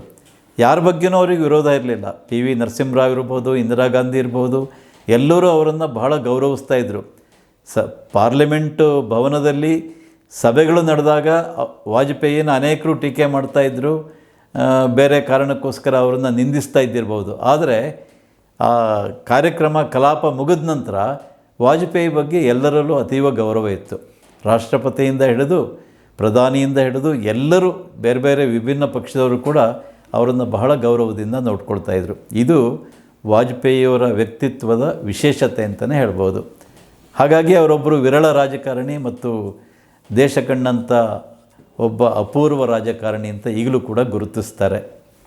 ನೀವು ಎಲ್ಲ ಮಾತುಗಳನ್ನು ಹೇಳ್ತಾ ಇದ್ದಾಗ ನನಗೆ ಒಂದು ಮಾತು ನೆನಪಿಗೆ ಬಂತು. ಯಾರೋ ಒಬ್ಬ ಹಿರಿಯ ರಾಜಕಾರಣಿ ವಾಜಪೇಯಿ ಅವ್ರನ್ನ ನೋಡಿಬಿಟ್ಟು ಒಂದು ಮಾತು ಹೇಳ್ತಾರಂತೆ, a right man in a wrong party ಅಂತ. ಅದನ್ನು ಕೇಳಿದಂಥ ವಾಜಪೇಯಿ ಅವರು ಒಂದು ಸಣ್ಣ ಮುಗುಳ್ನಗೆಯನ್ನು ಕೊಟ್ಟು ಮೌನಕ್ಕೆ ಶರಣಾಗಿ ಅವರಿಗೆ ಆ ಸಂದರ್ಭದಲ್ಲಿ ತಕ್ಕ ಉತ್ತರವನ್ನು ನೀಡಿ ತಮ್ಮ ಮುಂದಿನ ರಾಜಕೀಯ ನಡೆ ಏನು ಅನ್ನೋದನ್ನು ಅವರು ಬೆಳೆಸ್ಕೊಳ್ತಾ ಬರ್ತಾರೆ. ಈ ಹಿನ್ನೆಲೆಯಲ್ಲಿ ತುರ್ತು ಪರಿಸ್ಥಿತಿ, ಎಮರ್ಜೆನ್ಸಿ ಸಂದರ್ಭದಲ್ಲಿ ವಾಜಪೇಯಿಯವರು ನಡೆ ಹೇಗಿತ್ತು, ನಂತರ ಕಾಂಗ್ರೆಸ್ಸೇತರ ಸರ್ಕಾರ ಬಂದಾಗ ವಾಜಪೇಯಿಯವರು ಅಧಿಕಾರ ರಾಜಕಾರಣದಲ್ಲಿ ತಮ್ಮನ್ನು ಯಾವ ರೀತಿ ತೊಡಗಿಸ್ಕೊಂಡ್ರು, ಇದ್ರ ಬಗ್ಗೆ ನಮಗೊಂದಷ್ಟು ತಿಳಿಸ್ಕೊಡ್ಬೇಕು. ತುರ್ತು ಪರಿಸ್ಥಿತಿ ನಮ್ಮ ದೇಶದ ರಾಜಕಾರಣದಲ್ಲಿ ಒಂದು ಕರಾಳ ಅಧ್ಯಾಯ. ತುರ್ತು ಪರಿಸ್ಥಿತಿಯ ಕಾರಣಗಳ ಬಗ್ಗೆ ಈಗ ಇಲ್ಲಿ ಚರ್ಚೆ ಮಾಡೋದು ಅಷ್ಟು ಪ್ರಸ್ತುತ ಆಗಲಿಕ್ಕಿಲ್ಲ. ಆದರೆ ಇಂದಿರಾ ಗಾಂಧಿ ತನ್ನ ಅಧಿಕಾರವನ್ನು ಉಳಿಸ್ಕೊಳ್ಬೇಕು ಅನ್ನುವಂಥ ಏಕೈಕ ಕಾರಣಕ್ಕೆ ತುರ್ತು ಪರಿಸ್ಥಿತಿಯನ್ನು ಘೋಷಣೆ ಮಾಡಿದರು. ಮುಖ್ಯವಾಗಿ ಆಗ ವಿರೋಧ ಪಕ್ಷದಲ್ಲಿದ್ದಂಥ ವಾಜಪೇಯಿ, LK ಅಡ್ವಾಣಿ, ಮಧು ದಂಡವತೆ, SN ಮಿಶ್ರಾ, ಜಯಪ್ರಕಾಶ್ ನಾರಾಯಣ್, ಮೊರಾರ್ಜಿ ದೇಸಾಯಿ ಇವರೆಲ್ಲರನ್ನೂ ಸೆರೆಗೆ ದೂಡಿದರು. ಅವರು ತನ್ನ ಒಂದು ಸರ್ವಾಧಿಕಾರವನ್ನು ಸ್ಥಾಪನೆ ಮಾಡೋದಕ್ಕೋಸ್ಕರ ಈ ಥರದ ಒಂದು ಕರಾಳ ಅಧ್ಯಾಯವನ್ನು ಇಂದಿರಾ ಗಾಂಧಿ ಶುರು ಮಾಡಿದರು. ಎಲ್ಲರೂ ಜೈಲಿನೊಳಗಿದ್ದರು. ಆದರೆ ಯಾರೂ ನಿರಾಶರಾಗಲಿಲ್ಲ. ಯಾಕೆಂದರೆ ಕತ್ತಲೆ ಕಳೆದ ಮೇಲೆ ಬೆಳಕು ಮೂಡಿಯೇ ಮೂಡುತ್ತೆ ಅನ್ನುವಂಥ ವಿಶ್ವಾಸ, ಭರವಸೆ ಎಲ್ಲರದ್ದು ಇತ್ತು. ಹಾಗಾಗಿ ಏನು 1975ರಿಂದ 77 22 ತಿಂಗಳ ಕಾಲ ಎಮರ್ಜೆನ್ಸಿ ಇತ್ತು, ಅದು ಕರಗಿ ಆಮೇಲೆ ಬೆಳಕು ಬಂದೇ ಬಂತು. ಅನೇಕರು ಸತ್ಯಾಗ್ರಹ ಮಾಡಿದರು, ಜೈಲು ಸೇರಿದರು. ಅಹಿಂಸಾತ್ಮಕ ಸತ್ಯಾಗ್ರಹದ ಮೂಲಕ ತುರ್ತು ಪರಿಸ್ಥಿತಿ ತೊಲಗಿ ಹೋಯಿತು. ಇಂದಿರಾ ಗಾಂಧಿಯ ಸರ್ವಾಧಿಕಾರ ಅಳೆದು ಹೋಯಿತು. ಇದಕ್ಕೆ ಮುಖ್ಯ ಕಾರಣ ಹಿನ್ನೆಲೆಯಲ್ಲಿದ್ದಂಥ ರಾಷ್ಟ್ರೀಯ ಸ್ವಯಂ ಸೇವಕ ಸಂಘ. ಸ್ವತಃ ರಾಷ್ಟ್ರೀಯ ಸ್ವಯಂ ಸೇವಕ ಸಂಘದ ಮೇಲೆ ನಿರ್ಬಂಧ ಹಾಕಿದ್ರು, ನಿಷೇಧ. ಆದರೆ ಸಂಘ ಲೋಕ ಸಂಘರ್ಷ ಸಮಿತಿ ಅನ್ನುವಂಥ ಹೆಸರಿನ ಮೂಲಕ ಇಡೀ ದೇಶದಲ್ಲಿ ತುರ್ತು ಪರಿಸ್ಥಿತಿಯನ್ನು ತೊಲಗಿಸೋದಕ್ಕೆ, ಜೊತೆಗೆ ಪ್ರಜಾತಂತ್ರದ ರಕ್ಷಣೆ ಮಾಡೋದಕ್ಕೋಸ್ಕರ ಸ್ವತಃ ಸಂಘದ ಮೇಲೆ ಬ್ಯಾನ್ ಹಾಕಿದ್ರು. ಬರೀ ಬ್ಯಾನ್ ತೆಗೆಯೋದಕ್ಕೋಸ್ಕರ ಸತ್ಯಾಗ್ರಹ ಮಾಡಲಿಲ್ಲ ಸಂಘ. ಆದರೆ ತುರ್ತು ಪರಿಸ್ಥಿತಿ ತೊಲಗಬೇಕು, ಪ್ರಜಾತಂತ್ರ ಮತ್ತೆ ಹಳಿ ಮೇಲೆ ನಿಲ್ಲಬೇಕು ಅನ್ನೋ ಕಾರಣಕ್ಕೋಸ್ಕರ ದೇಶಾದ್ಯಂತ ಒಂದು ಭಾರೀ ಜನಾಂದೋಲನ ಸತ್ಯಾಗ್ರಹದ ಮೂಲಕ ಸಂಘ ಪ್ರಾರಂಭ ಮಾಡ್ತು. ಅದರಲ್ಲಿ ಯಶಸ್ವಿ ಆಯಿತು. ಅದರಲ್ಲಿ ಬೇರೆ ರಾಜಕೀಯ ಪಕ್ಷದವರನ್ನು ಕೂಡ ಸಂಘ ಕರ್ಕೊಂಬಂದು ಸೇರಿಸ್ತು. ಎಲ್ಲರೂ ಸೇರಿದರು ಅದರಲ್ಲಿ. ಅದರ ಪರಿಣಾಮವೇ 1972ರಲ್ಲಿ ಜನತಾ ಪಕ್ಷ ಅಂತ ಹೊಸದಾಗಿ ಒಂದು ಪಕ್ಷ ರೂಪುಗೊಳ್ತು. ಅದರಲ್ಲಿ ಜನಸಂಘ ಇತ್ತು, ಸಮಾಜವಾದಿ ಪಕ್ಷ ಇತ್ತು, ಎಲ್ಲರೂ ಇದ್ದರು ಅದರಲ್ಲಿ. ಆದರೆ ಅದು ಕೇವಲ ಜನತಾ ಪಕ್ಷ ಆಗಿತ್ತೇ ಹೊರತು ಭಾರತದ ರಾಜಕಾರಣದಲ್ಲಿ ಒಂದು ಸರಿಯಾದ ಆಡಳಿತ ಪಕ್ಷ ಆಗಲಿಲ್ಲ. ಅದಕ್ಕೆ ಕಾರಣ ಅಂದರೆ ವಿಭಿನ್ನ ಸಿದ್ಧಾಂತ ಹೊಂದಿರುವಂಥ ಅದರಲ್ಲಿದ್ದಂಥ ಅನೇಕರು, ವಿಶೇಷವಾಗಿ ಸಮಾಜವಾದಿಗಳು, ಅವರಿಗೆ ಅಧಿಕಾರದ ಲಾಲಸೆ ಇತ್ತೇ ಹೊರತು ದೇಶವನ್ನು ಪುನರ್ನಿರ್ಮಾಣ ಮಾಡಬೇಕು, ದೇಶವನ್ನು ಸರಿಯಾದ ಹಳಿಗೆ ತರಬೇಕನ್ನುವಂಥ ಬಯಕೆ ಇರಲಿಲ್ಲ. ಅದರ ಪರಿಣಾಮವಾಗಿ ಜನತಾ ಪಕ್ಷ ಅಧಿಕಾರಕ್ಕೇರಿದ ಕೆಲವೇ ತಿಂಗಳುಗಳಲ್ಲಿ ಅದು ಉರುಳಿತು. ಆಮೇಲೆ ಏನು ಜನಸಂಘ ಅದರಲ್ಲಿ ವಿಲೀನ ಆಗಿತ್ತು. ಅವರು ಮತ್ತೆ ಪುನಃ ವಾಪಸ್ ಬಂದು ಭಾರತೀಯ ಜನತಾ ಪಕ್ಷವನ್ನು ಕಟ್ಟಿದರು. ಶೂನ್ಯದಿಂದ ಪಕ್ಷವನ್ನು ಕಟ್ಟಿದರು ಅಂತ ಹೇಳ್ಬೋದು. ಯಾಕೆಂದರೆ ಯಾರು ಹಿಂದೆ ಜನಸಂಘದಲ್ಲಿದ್ದರು ಅವರೇ ಮತ್ತೆ ಪುನಃ ರಾಜಕೀಯ ರಂಗದಲ್ಲಿ ತಮ್ಮ ಒಂದು ರಾಷ್ಟ್ರೀಯತೆಯನ್ನು ಪ್ರತಿಪಾದನೆ ಮಾಡೋದಕ್ಕೋಸ್ಕರ ಒಂದು ಹೊಸ ಪಕ್ಷವನ್ನು ಕಟ್ಟಿದರು. ವಾಜಪೇಯಿ ಅದರ ನೇತೃತ್ವವನ್ನು ವಹಿಸಿದರು. ದೇಶಾದ್ಯಂತ ಪ್ರವಾಸ ಮಾಡಿದರು ವಾಜಪೇಯಿ ಮತ್ತು ಅಡ್ವಾಣಿ. ಆದರೆ ಶೂನ್ಯದಿಂದ ಸೃಷ್ಟಿಯಾದರೂ ಕೂಡ ಕ್ರಮೇಣ BJP ಅದು ಬೆಳೀತಾ ಬಂತು. 2 ಸ್ಥಾನ ಇದ್ದಂಥ ಲೋಕಸಭೆಯ ಸಂಖ್ಯೆ ಕ್ರಮೇಣ ಜಾಸ್ತಿ ಆಗ್ತಾ ಹೋಯಿತು. 20 ಆಯಿತು, 30 ಆಯಿತು, 50 ಆಯಿತು, 100ಕ್ಕೂ ಹೆಚ್ಚು ದಾಟಿತು. ಕ್ರಮೇಣ ಕೇಂದ್ರದಲ್ಲಿ ಮತ್ತು ಅನೇಕ ರಾಜ್ಯಗಳಲ್ಲಿ BJP ಅಧಿಕಾರಕ್ಕೆ ಬರೋದು ಕೂಡ ಸಾಧ್ಯವಾಯಿತು. ಇದಕ್ಕೆ ಕಾರಣ ವಾಜಪೇಯಿ ಮತ್ತು ಅಡ್ವಾಣಿಯವರಂತಹ ದೂರದೃಷ್ಟಿ ಮತ್ತು ರಾಷ್ಟ್ರೀಯ ದೃಷ್ಟಿಕೋನ ಇದ್ದಂಥ ನಾಯಕರ ಒಂದು ಶಕ್ತಿ, ಸಾಮರ್ಥ್ಯ. ಅದರಿಂದಾಗಿ BJPಗೆ ಶಕ್ತಿ ಬಂತು ಅಂತ ಹೇಳ್ಬೋದು. ಅದು ರಾಜಕೀಯ ರಂಗದಲ್ಲಿ ಬೆಳಗೋದಕ್ಕೆ ಮತ್ತು ಕಾಂಗ್ರೆಸ್ಸಿಗೆ ಪರ್ಯಾಯ ಪಕ್ಷವಾಗಿ ಎದ್ದು ನಿಲ್ಲೋದಕ್ಕೆ ಸಾಧ್ಯವಾಯಿತು. ಇದರಲ್ಲಿ ವಾಜಪೇಯಿಯ ಕೊಡುಗೆ ಬಹಳ ಅಪಾರವಾಗಿದೆ ಅನ್ನೋದರಲ್ಲಿ ಯಾವುದೇ ಎರಡು ಮಾತಿಲ್ಲ. ತುರ್ತು ಪರಿಸ್ಥಿತಿಯ ನಂತರ ಮೊರಾರ್ಜಿ ದೇಸಾಯಿ ಅವರು ಪೂರ್ಣಾವಧಿ ಸರ್ಕಾರವನ್ನು ಕೊಡಲಿಕ್ಕಾಗಲಿಲ್ಲ. 2 ವರ್ಷಕ್ಕೆ ಸರ್ಕಾರ ಬಿದ್ದೋಯ್ತು. ಮತ್ತೆ ಕಾಂಗ್ರೆಸ್ಸೇ ಅಧಿಕಾರಕ್ಕೆ ಬರುತ್ತೆ. ಆದರೆ ವಾಜಪೇಯಿಯವರು 10 ಬೇರೆ ಬೇರೆ ಪಕ್ಷಗಳನ್ನು ಕಟ್ಟಿಕೊಂಡು NDA ಅಂತಕ್ಕಂಥ ಸಮ್ಮಿಶ್ರ ಸರ್ಕಾರವನ್ನು ಪೂರ್ಣಾವಧಿಯವರೆಗೆ ಕೊಡೋಕ್ಕೆ ಸಾಧ್ಯ ಆಯಿತು. ಹೀಗೆ ವಾಜಪೇಯಿಯವರಿಗೆ ಈ ರೀತಿ ವಿಭಿನ್ನ ವಿಚಾರಧಾರೆಗಳನ್ನು ಇಟ್ಕೊಂಡಂಥ 10 ಪಕ್ಷಗಳನ್ನು ಜೊತೆಗೆ ಸೇರಿಸ್ಕೊಂಡು ಹೇಗೆ ಈ ದೇಶಕ್ಕೆ ಒಂದು ಸಂಪೂರ್ಣವಾದಂಥ ಸರ್ಕಾರವನ್ನು ಕೊಡುವಂಥ ನಾಯಕತ್ವವನ್ನು ಅವರು ರೂಪಿಸ್ಕೊಂಡ್ರು, ಅದರ ಬಗ್ಗೆ ಒಂದು ಸ್ವಲ್ಪ ತಿಳಿಸ್ಕೊಡಿ. ಇದನ್ನು ಇನ್ನೊಂದು ರೀತಿಯಲ್ಲಿ ಹೇಳ್ಬೋದು. ಬಹುಶಃ ಮೊರಾರ್ಜಿ ದೇಸಾಯಿ ಅವರ ಬದಲಿಗೆ ವಾಜಪೇಯಿಯವರೇ ಏನಾದರೂ ಪ್ರಧಾನಿಯಾಗಿದ್ದಿದ್ದರೆ ಆ ಜನತಾ ಪಕ್ಷ ಬಹುಶಃ 6 ವರ್ಷಗಳ ಕಾಲ ತನ್ನ ಅಧಿಕಾರನ ಪೂರೈಸ್ತಾ ಇತ್ತು. ವಾಜಪೇಯಿಗೆ ಅಂತಹ ಶಕ್ತಿ ಇತ್ತು. ಯಾಕೆಂದರೆ ಅವರು ಸಂಘದ ಹಿನ್ನೆಲೆಯಲ್ಲಿ ಬಂದಿದ್ದರ ಆದ್ದರಿಂದ ಅವರಿಗೆ ಎಲ್ಲರನ್ನೂ ಒಟ್ಟಿಗೆ ತೊಗೊಂಡು ಹೋಗುವಂಥ ಶಕ್ತಿ ಇತ್ತು. ಸಿದ್ಧಾಂತ ಯಾವುದೇ ಇರಲಿ, ನಾವು ಹೊರಟಿರೋದೇನೋ ದೇಶದಲ್ಲಿ ಒಂದು ಪುನರ್ನಿರ್ಮಾಣ ಆಗಬೇಕು, ದೇಶದಲ್ಲಿ ಒಂದು ಹೊಸ ಬದಲಾವಣೆ ತರಬೇಕು. ಕಾಂಗ್ರೆಸ್ ಏನು ದೇಶವನ್ನು ಪೂರ್ತಿ ತನ್ನ ಸ್ವಾರ್ಥಕ್ಕೋಸ್ಕರ ಅಡವಿಟ್ಟಿತ್ತು, ಅದರ ಒಂದು ಚಿತ್ರಣವನ್ನು ಬದಲಾಯಿಸಬೇಕು, ಒಂದು ಸಾಮಾಜಿಕ ಪರಿವರ್ತನೆ ದೇಶದಲ್ಲಾಗಬೇಕು. ಈ ಕನಸನ್ನು ವಾಜಪೇಯಿ ಕಂಡಿದ್ದರು. ಬಹುಶಃ ಅವರಿಗೆ ಅಧಿಕಾರ ಇದ್ದಿದ್ದರೆ ಖಂಡಿತ ಮಾಡ್ತಾಯಿದ್ರು. ಆದರೆ ತನಗಿದ್ದಂಥ ಸೀಮಿತ ಅಧಿಕಾರದ ಅವಧಿಯಲ್ಲಿ ಅವರು ವಿದೇಶಾಂಗ ಮಂತ್ರಿಯಾಗಿದ್ದರು ಜನತಾ ಪಕ್ಷದಲ್ಲಿ. ಆಗ ಭಾರತದ ವಿದೇಶಾಂಗ ನೀತಿಗೆ ಒಂದು ಹೊಸ ಹೊಳಹನ್ನು ಕೊಟ್ಟರು, ಅವರು ಹೊಸ ರೂಪವನ್ನು ಕೊಟ್ಟರು. ಆಗ ಅವರು ಸುತ್ತಿದಂಥ ದೇಶಗಳನ್ನು ನೋಡಿದರೆ ಆಶ್ಚರ್ಯ ಆಗುತ್ತೆ. 50ಕ್ಕಿಂತ ಹೆಚ್ಚು ದೇಶಗಳನ್ನು ಸುತ್ತಿದ್ರು. ಸುಮ್ಮನೆ ಒಂದು ಎಲ್ಲರ ಒಂದು ಗಮನಕ್ಕೆ ತರೋದಾದರೆ America, Canada, Soviet Russia, England, France, Germany, Italy, Norway, Sweden, Denmark, Switzerland, ಹಾಗೆಯೇ Greece, Turkey, Poland, Austria, Finland, Czechoslovakia, Iran, Iraq, Syria, Lebanon, Jordan, Kuwait, Saudi Arabia, United Arab Emirates, Egypt, Nigeria, Zimbabwe, Mauritius, Australia, Japan, China, ದಕ್ಷಿಣ Korea, Vietnam, Taiwan, Burma, Singapore, Thailand, Indonesia, Malaysia, Sri Lanka, Bangladesh, Bhutan, Nepal, Pakistan, Afghanistan ಹೀಗೆ ಸುಮಾರು 50 ದೇಶಗಳಿಗೆ ಅವರು ಪ್ರವಾಸವನ್ನು ಮಾಡಿದರು. ಅವರ ನಿರಂತರ ಪ್ರವಾಸವನ್ನು ನೋಡಿ ಆಗಿನ ಪತ್ರಿಕೆಗಳು ತಮಾಷೆ ಮಾಡ್ತಾಯಿದ್ವಂತೆ. He is not Vajpayee, he is voyage payee ಅಂತ ತಮಾಷೆಯನ್ನು ಮಾಡ್ತಿದ್ರಂತೆ. ಅಂದರೆ ಅಷ್ಟೊಂದು ಪ್ರವಾಸ ಮಾಡ್ತಾಯಿದ್ರು. ಪ್ರವಾಸವನ್ನು ಅವ್ರು ಮಾಡಿದ್ದು ಬರೀ ದೇಶಗಳನ್ನು ನೋಡೋದಕ್ಕಲ್ಲ, ಹೇಗೂ ವಿದೇಶಾಂಗ ಮಂತ್ರಿಯಾಗಿದ್ದೀನಿ, ಒಂದು ಸರಿ ಇಡೀ ಜಗತ್ತನ್ನು ನೋಡಿಬಿಡೋಣ ಅನ್ನುವಂಥ ತನ್ನ ವೈಯಕ್ತಿಕ ಆಸೆಗಲ್ಲ. ಅವರಿಗಿದ್ದಿದ್ದು ಭಾರತದ ಒಂದು ಚಿತ್ರಣವನ್ನು ಇಡೀ ಜಗತ್ತಿನಲ್ಲಿ ಪರಿಣಾಮಕಾರಿಯಾಗಿ ಚಿತ್ರಿಸಬೇಕು, ಭಾರತ ಒಂದು ವಿಶ್ವಗುರು ಆಗಬೇಕು ಅನ್ನೋ ನಿಟ್ಟಿನಲ್ಲಿ ಎಲ್ಲ ದೇಶಗಳ ಜೊತೆಗೆ ಒಂದು ಹೊಸ ಮೈತ್ರಿಯನ್ನು ಅವರು ಬೆಸೆದರು. ವಿದೇಶಾಂಗ ಏನೊಂದು ಮಂತ್ರಿಯಾಗಿ ಅವರಿದ್ದರು, ವಿಶ್ವಸಂಸ್ಥೆಯಲ್ಲಿ ಮೊಟ್ಟ ಮೊದಲ ಬಾರಿಗೆ ಅವರು ಹಿಂದಿಯಲ್ಲಿ ಮಾತಾಡಿದರು. ಅವರು ಹೇಳಿದ್ದಾರೆ, ನನ್ನ ಜೀವನದ ಅತ್ಯಂತ ಸಂತಸದ ಕ್ಷಣ ಹೊಂದಿದ್ದರೆ ಅದು ವಿಶ್ವಸಂಸ್ಥೆಯಲ್ಲಿ ನಾನು ಮಾಡಿದಂಥ ಹಿಂದಿ ಭಾಷಣ ಅಂತ. ಬೇರೆಲ್ಲರೂ ಇಂಗ್ಲೀಷ್ನಲ್ಲೇ ಮಾತಾಡ್ತಾಯಿದ್ರು.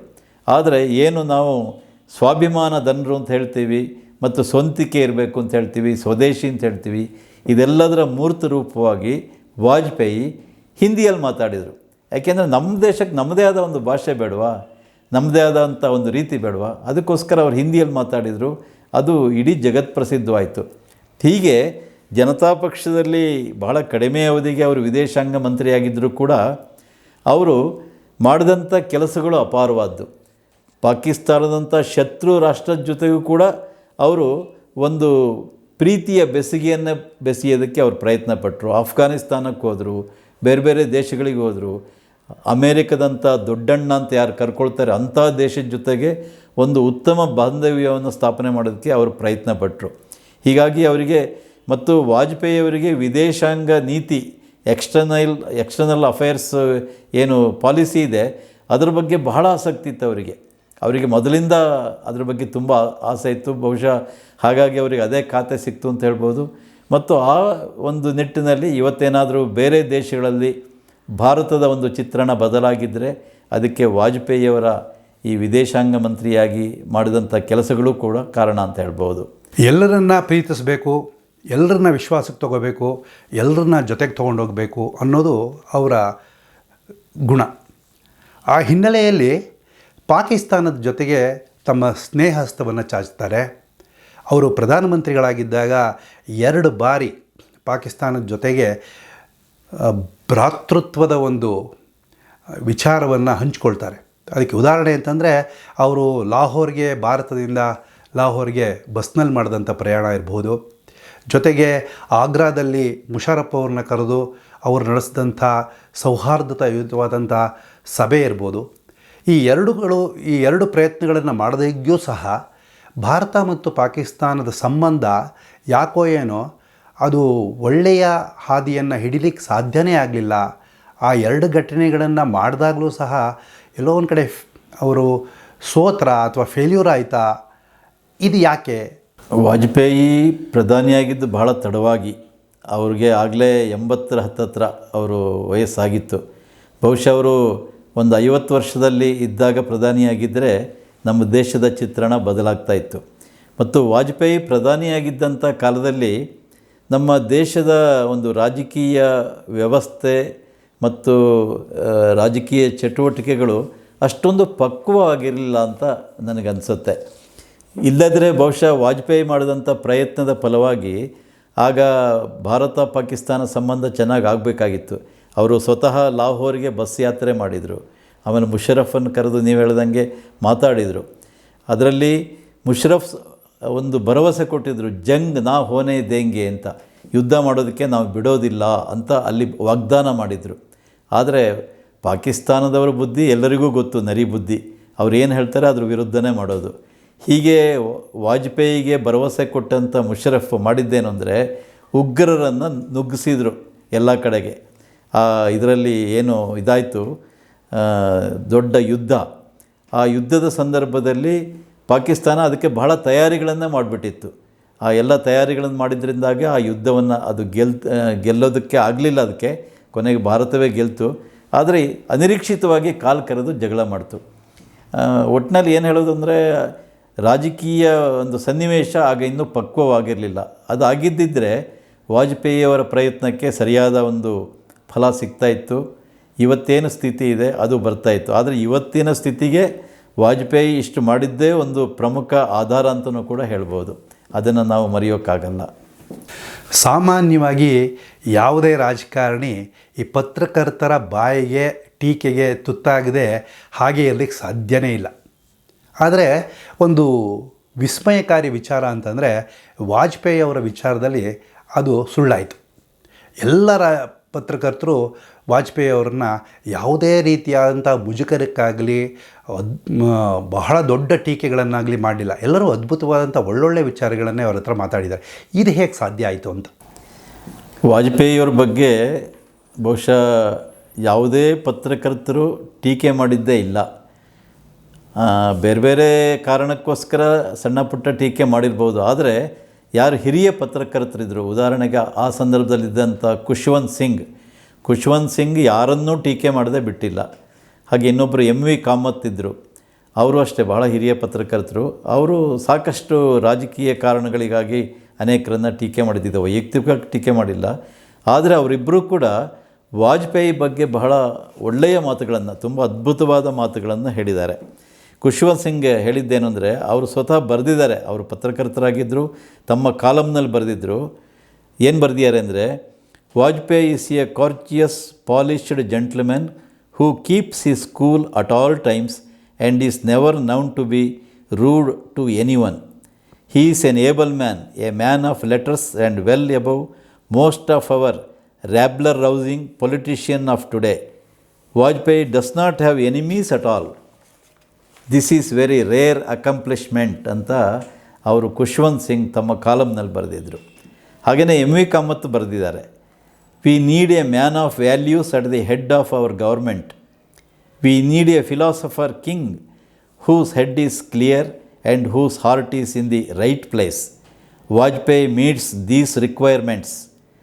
Vajpayee does not make others feel small in his presence. Perhaps the word enemy is not to be found in his dictionary ಅನ್ನೋದು MV ಕಾಮತ್ರ ಒಂದು ಮಾತು. ಪತ್ರಕರ್ತರು ಸಾಧಾರಣವಾಗಿ ಅನೇಕ ಪ್ರಶ್ನೆಗಳನ್ನು ಪತ್ರಿಕಾಗೋಷ್ಠಿಗಳಲ್ಲಿ ಕೇಳೋದು ನಮಗೆಲ್ಲ ಗೊತ್ತಿದೆ. ಬೇರೆ ಬೇರೆ ಥರದ ಪ್ರಶ್ನೆಗಳನ್ನು ಕೇಳ್ತಾರೆ. ಕೆಲವು ಸರಿ ಇರುಸುಮುರುಸಾಗುವಂಥ, ಇರಿಟೇಟ್ ಆಗುವಂಥ ಪ್ರಶ್ನೆಗಳನ್ನು ಕೇಳ್ತಾರೆ. ಆದರೆ ವಾಜಪೇಯಿ ಯಾವತ್ತೂ ಸಿಟ್ಟು ಮಾಡ್ಕೊಳ್ತಾ ಇರಲಿಲ್ಲ. ಕೆಲವು ಪ್ರಶ್ನೆಗಳಿಗೆ ಅವರು ಸುಮ್ಮನೆ ಮೌನವಾಗಿರ್ತಿದ್ರಂತೆ, ಮಾತಾಡ್ತಿರಲಿಲ್ಲ. ಕೆಲವು ಪ್ರಶ್ನೆಗಳಿಗೆ ಮುಗುಳ್ನಕ್ಬಿಡ್ತಾಯಿದ್ರು. ಒಂದು ರೀತಿ ಅವರ ಒಂದು ವಿಸ್ಮಯಕಾರಿಯಾದಂಥ ಮುಗುಳ್ನಗು, ಅದನ್ನು ಅರ್ಥ ಮಾಡ್ಕೊಳ್ಳೋದೇ ಕಷ್ಟ. ಅವರು ಏನಕ್ಕೆ ಮುಗುಳ್ನಕ್ಕಿರ್ಬೋದು ಅಂತೇಳಿ ಪತ್ರಿಕಾಗೋಷ್ಠಿ ಮುಗಿದ ಮೇಲೆ ಎಲ್ಲ ಪತ್ರಕರ್ತರು ಒಟ್ಟಿಗೆ ಸೇರಿ ಚರ್ಚೆ ಮಾಡ್ತಿದ್ರಂತೆ. ಚರ್ಚೆ ಮಾಡಿ ಆ ಮುಗುಳ್ನಗಿಗೆ ಇಂಥ ಅರ್ಥ ಅಂಥೇಳಿ ಅವರೆಲ್ಲರೂ ಚರ್ಚೆ ಮಾಡಿ ಮರುದಿವಸ ಪತ್ರಿಕೆಯಲ್ಲಿ ವಾಜಪೇಯಿ ಮುಗುಳ್ನಕ್ಕಿದ್ದಕ್ಕೆ ಕಾರಣ ಏನು ಅಂತ ಎಲ್ಲರೂ ವಿಶ್ಲೇಷಣೆ ಮಾಡ್ತಾಯಿದ್ರು. ಅದನ್ನು ನೋಡಿ ವಾಜಪೇಯಿ ಮತ್ತೆ ಮುಗುಳ್ನಗ್ತಾಯಿದ್ರಂತೆ. ಅಂದರೆ ಅವರು ಆ ರೀತಿ ಅರ್ಥ ಮಾಡಿಕೊಂಡೇ ಇರಲಿಲ್ಲ ಅಂತ.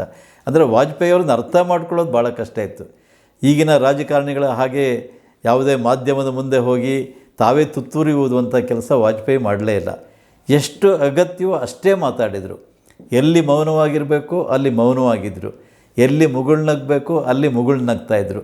ಬಹಳ ಮಾತು ಕಡಿಮೆ. ಆದರೆ ಅವರು ಮಾತಾಡಿದ್ರೆ ಅದನ್ನು ಕೇಳಬೇಕು ಅಂತ ಎಲ್ರಿಗೂ ಅನ್ನಿಸ್ತಾ ಇತ್ತು. ಲೋಕಸಭೆ ಅಥವಾ ರಾಜ್ಯಸಭೆಯಲ್ಲಿ ಅವರು ಎದ್ದು ನಿಂತ್ಕೊಂಡಾಗ ಎಲ್ಲರೂ ಕೂಡ ಪಿನ್ ಡ್ರಾಪ್ ಸೈಲೆನ್ಸು, ಒಂದು ಸೂಜಿ ಬಿದ್ದರೂ ಶಬ್ದ ಆಗುವಂಥ ನಿಶ್ಶಬ್ದತೆ ಇರ್ತಿತ್ತು. ಅಂದರೆ ವಾಜಪೇಯಿ ಏನೋ ಹೊಸದು ಹೇಳ್ತಾರೆ, ಏನೋ ಒಂದು ಹೊಸ ವಿಚಾರ ತಿಳಿಸ್ತಾರೆ, ಅಥವಾ ಅವ್ರು ಹೇಳೋ ವಿಚಾರ ಅಷ್ಟೊಂದು ಸ್ವಾರಸ್ಯಕರವಾಗಿರುತ್ತೆ, ನಮಗೇನೋ ಒಂದು ಹೊಸ ಬೆಳಕು ಸಿಗುತ್ತೆ ಅನ್ನುವಂಥ ಭರವಸೆ ಭಾವನೆ ಎಲ್ಲರಲ್ಲೂ ಇರ್ತಿತ್ತು. ಈ ರೀತಿ ವಾಜಪೇಯಿಯವರ ಒಂದು ವಾಗ್ವೈಖರಿ, ಒಂದು ವಾಗ್ಮಿತ್ವ ಅಂತ ಏನು ಹೇಳ್ಬೋದು, ಅದು ಅಷ್ಟೊಂದು ಅದ್ಭುತವಾಗಿರ್ತಿತ್ತು. ಹಾಗಾಗಿ ಪತ್ರಕರ್ತರು ಕೂಡ ಅವ್ರು ಏನು ಹೇಳ್ತಾರೆ ಅಥವಾ ಅವರು ಮೌನವಾಗಿರೋದಕ್ಕೆ ಏನು ಕಾರಣ, ಇದನ್ನು ತುಂಬ ತಲೆ ಕೆಡಿಸ್ಕೊಳ್ತಾ ಇದ್ದರು. ಅವ್ರ ಮುಗುಳ್ನೋಗಿ ಕಾರಣ ಏನು ಅಂತ ಬಹಳ ಚರ್ಚೆ ಮಾಡಿ ತಲೆ ಕೆಡಿಸ್ಕೊಳ್ತಾಯಿದ್ರು. ಆದರೆ ಅನೇಕರಿಗೆ ಗೊತ್ತಾಗ್ತಾ ಇರಲಿಲ್ಲ. ಇದು ವಾಜಪೇಯಿಯವರ ಒಂದು ರೀತಿಯಲ್ಲಿ ಸ್ಟ್ರೆಂತ್ ಅಂತ ಹೇಳ್ಬೋದು. ಅವರು ಸಾಧಾರಣವಾಗಿ ಭಾಷಣ ಮಾಡಬೇಕಾದ್ರೆ ಪದಗಳ ನಡುವೆ ಒಂದು ಒಂದು ಅಂತರ ಬಿಡ್ತಾಯಿದ್ರು. ಆ ಅಂತರ ಯಾಕೆ ಬಿಡ್ತಾಯಿದ್ರು ಅಂದರೆ ಮುಂದಿನ ಪದ ಅವ್ರ ಬಾಯಿಂದ ಏನು ಬರ್ಬೋದು ಪದಪುಂಜ ಅಂತ ಅನೇಕರು ಕಾತರದಿಂದ ನಿರೀಕ್ಷೆ ಮಾಡ್ತಾಯಿದ್ರು. ಒಂದು ಸ್ವಾರಸ್ಯಕರವಾದ ಪ್ರಸಂಗ ಹೇಳ್ಬೋದು ಅಂತ ಅಂದರೆ, ಗುಂಡೂರಾವ್ ನಮ್ಮ ಕರ್ನಾಟಕದಲ್ಲಿ ಮುಖ್ಯಮಂತ್ರಿ ಆಗಿದ್ದರು. ಆಗ ವಾಜಪೇಯಿ ವಿರೋಧ ಪಕ್ಷದ ನಾಯಕರಾಗಿದ್ದರು ಕೇಂದ್ರದಲ್ಲಿ. ಇಲ್ಲಿ ಜನಸಂಘದ, ಇನ್ನು BJP ಆಗಿರಲಿಲ್ಲ ಆವಾಗ, ಜನಸಂಘದ ಇದಕ್ಕೋಸ್ಕರ ಅವರೆಲ್ಲ ಓಡಾಡ್ತಾಯಿದ್ರು. ಶಿಕಾರಿಪುರಕ್ಕೂ ಕೂಡ ವಾಜಪೇಯಿ ಕಾರ್ಯಕ್ರಮ ನಿಶ್ಚಯ ಆಗಿತ್ತು. ಶಿಕಾರಿಪುರದಲ್ಲಿ ರಾತ್ರಿ 8 ಗಂಟೆಗೆ ಕಾರ್ಯಕ್ರಮ ಅಂತಿತ್ತು. ಯಾಕೆಂದರೆ ಆಗ ಅವ್ರ ಹತ್ರ ಇದ್ದಿದ್ದು ಬರೀ ಒಂದು ಅಂಬಾಸಿಡರ್ ಕಾರು, ಅದರಲ್ಲೇ ತಿರುಗಬೇಕಾಗಿತ್ತು ವಾಜಪೇಯಿ.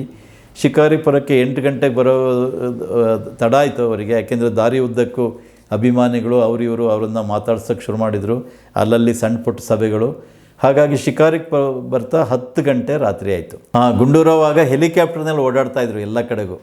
ಯಾಕೆಂದರೆ ಅವರು ಅನಗತ್ಯವಾಗಿ ಕೂಡ ಹೆಲಿಕಾಪ್ಟರ್ ಬಳಸ್ತಾಯಿದ್ರು. ಸೊ ವಾಜಪೇಯಿ ಅಂಬಾಸಿಡರ್ ಕಾರ್ನಲ್ಲಿ ಶಿಕಾರಿಪುರಕ್ಕೆ ಬರಬೇಕಾಯಿತು. ಅವರು ಬರುವಾಗ ತಡ ಆಯಿತು, 10 ಗಂಟೆ ರಾತ್ರಿ ಆಯಿತು. ಸರಿ, ಬಂದವರೇ ಸಭೆ ಸೇರಿದಂಥ ಜನರನ್ನು ಉದ್ದೇಶಿಸಿ ಅವರು ಮಾತಾಡಿದರು.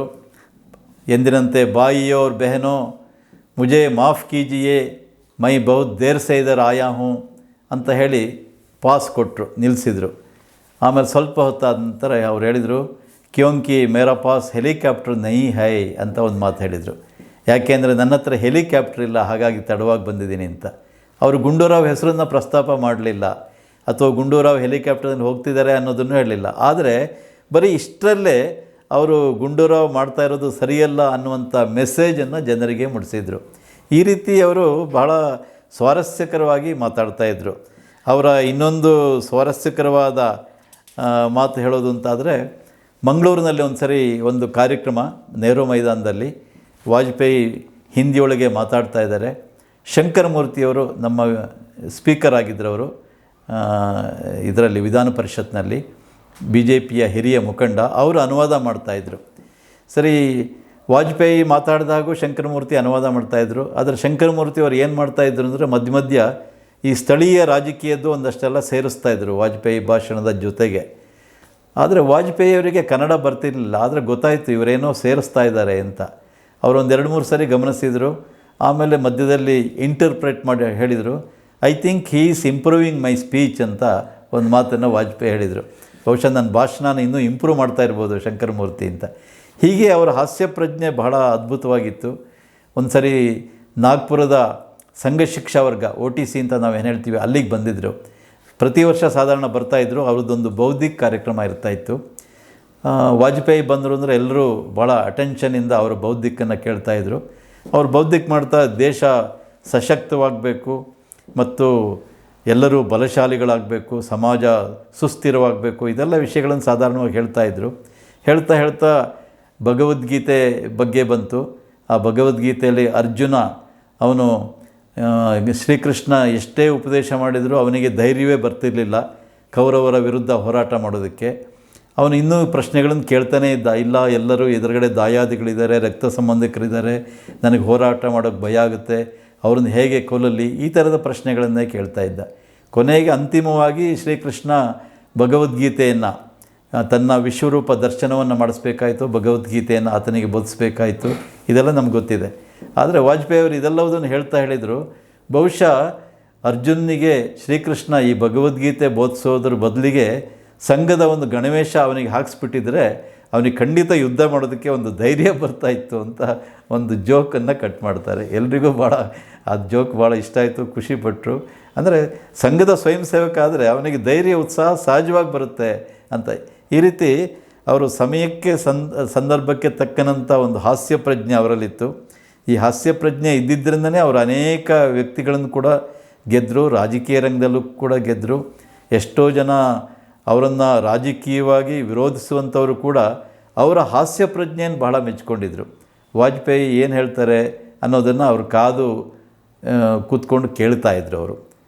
ಅವರ ಹಾಸ್ಯ ಪ್ರಜ್ಞೆ ಬಹಳ ಸುಂದರವಾಗಿತ್ತು ಅನ್ನೋ ಮಾತನ್ನು ಹೇಳಿದ್ರಿ. ಹಾಗೆಯೇ ಬೇರೆ ಪಕ್ಷದ ನಾಯಕರನ್ನು, ವಿರೋಧ ಪಕ್ಷದ ನಾಯಕರನ್ನು ಸಹ ಒಂದು ರೀತಿಯಲ್ಲಿ ಅವರ ಒಳ್ಳೆಯ ಗುಣಗಳನ್ನು ಮುಕ್ತವಾಗಿ ಹೊಗಳುವಂತಹ ಗುಣವೂ ಇತ್ತು. ಅದಕ್ಕೆ ಒಂದು ಸಾರಿ ಅವರು ಇಂದಿರಾಜಿ ಅವರನ್ನು ದುರ್ಗಿ ಅಂತ ಕರೆದಿದ್ದು ಉಂಟು. ಈ ಹಿನ್ನೆಲೆಯಲ್ಲಿ ವಾಜಪೇಯಿ ಅವರಿಂದ ಪ್ರಸ್ತುತವಾಗಿ ರಾಜಕಾರಣ ಮಾಡ್ತಿರ್ತಕ್ಕಂಥ ನಮ್ಮ ರಾಜಕೀಯ ಮುಖಂಡರುಗಳು ಕಲಿಬಹುದು ಅಂತ ಆದರೆ ಏನೇನು ಅಂಶಗಳನ್ನು ವಾಜಪೇಯಿ ಅವರಿಂದ ಕಲಿಬಹುದು? ಇವತ್ತಿನ ರಾಜಕೀಯ ಸಾಕಷ್ಟು ಬದಲಾಗಿದೆ. ಗಂಗೆ, ತುಂಗೆ, ಬ್ರಹ್ಮಪುತ್ರ ಎಲ್ಲದರಲ್ಲೂ ಸಾಕಷ್ಟು ನೀರು ಹರಿದು ಬಿಟ್ಟಿದೆ ಈಗ. ವಾಜಪೇಯಿ ಕಾಲದ ರಾಜಕೀಯ ಈಗಿಲ್ಲ. ಆದರೆ ಅದೃಷ್ಟವಶಾತ್ತು ಮೋದಿಯಂತಹ ಒಬ್ಬರು ಪ್ರಧಾನಿ ಇದ್ದಾರೆ. ವಾಜಪೇಯಿಯವರಲ್ಲಿ ಏನೇನು ಚಾರಿತ್ರ್ಯ ಗುಣಗಳಿತ್ತು ಅದೆಲ್ಲವುದನ್ನು ರೂಪಿಸಿಕೊಂಡಂಥ ಒಬ್ಬ ಪ್ರಧಾನಿ ನಮ್ಮ ಮುಂದೆ ಇದ್ದಾರೆ.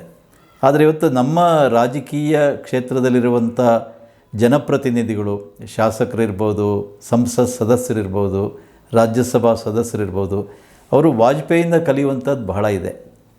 ವಾಜಪೇಯಿಯವರ ಮುಖ್ಯವಾದ ಮೇಲ್ಪಂಕ್ತಿ ಏನಿತ್ತು ಅಂದರೆ, ಯಾವುದೋ ಒಂದು ಕುರ್ಚಿ ಆಸೆಗೋಸ್ಕರ ರಾಜಕೀಯಕ್ಕೆ ಬರೋದಲ್ಲ ಅಂತ.